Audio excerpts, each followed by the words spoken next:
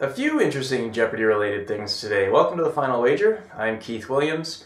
We'll start with an article that appeared in Bustle by one of last night's contestants, Rebecca Golden, talking about her fear of being called fat on social media and how she overcame it to appear on the show, and she acquitted herself very well.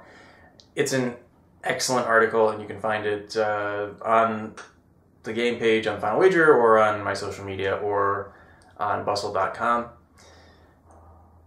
Other interesting situation is this one right here. We got Scott, our three-time champ in the lead, 13-6. Andrew, 11-2, just a little bit more than double Emily, but not enough to be able to stay above Emily and cover a zero wager by Scott. So he's going to have a decision.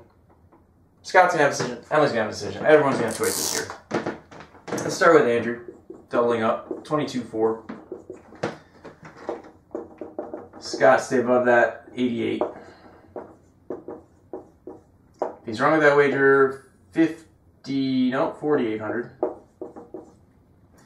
So stay above that, that's 400 out of Emily, and 6,400 out of Andrew. Because they're separated by 6,000, so 6,000 more. If Emily doubles up, she's going to have 10,400. So to stay above that, Andrew can wager up to 800. And Scott can wager up to 3,200.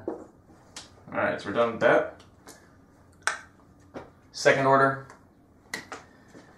Let's look at the maximum wagers out of these guys. Let's say, which one's more likely out of Andrew? Let's go with the 800 out of Andrew. Let's say that's more likely. Oops, that's 8,000. 800, that's going to be 12,000. So stay above that, Scott can wager up to 1,600. Now if he's right with that wager, 15-2, which means that Andrew would need to wager 4,000 to cover him. And this 6,400 wager, if Andrew gets it right, he's at 17-6. And if Scott's wrong with that wager, Scott wants to cover, so he should wager 4,000. The problem with that is it doesn't cover a lockout by Andrew, and it puts him at risk of losing to Emily. And you have to pick one or the other. You can't take some middle ground because it's going to come back and bite you most of the time, I'd say. So we'll ignore that. What about if Emily doubles up?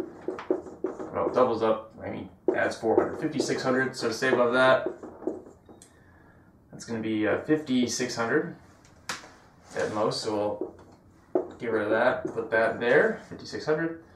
And then again, Scott wants to either cover or stay above, and that's going to do neither if he wagers somewhere in the middle. So I think we're pretty much set there. The other thing I want to mention, if Andrew does go for this 4,000 amount, then Emily can catch him, which might be a good plan for Andrew because it keeps him above Emily, but it covers one of these unsafe wagers by Scott. I think she's justified in wagering everything. At least, was that going to be 2,000? In fact, I prefer she wager everything because the odds of Andrew wagering to stay above her are so great that she probably has no chance of winning if she goes small. So that's it for our second order. Now for our zero cover wagers.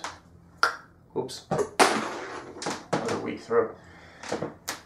Let's see. These two are separated by 2,400, so downside 2,400. I'm going to get rid of that.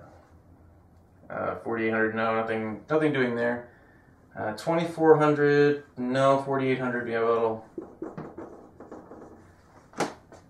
Replace that. Emily has nothing to do with anything, and 6,000 are different, so we already have that covered there. So, the key to getting this final clue was knowing that the Major League Baseball is the only sport with a professional league that's been around for 100 years, and the old team that has a bear is a Cub, the Chicago Cubs.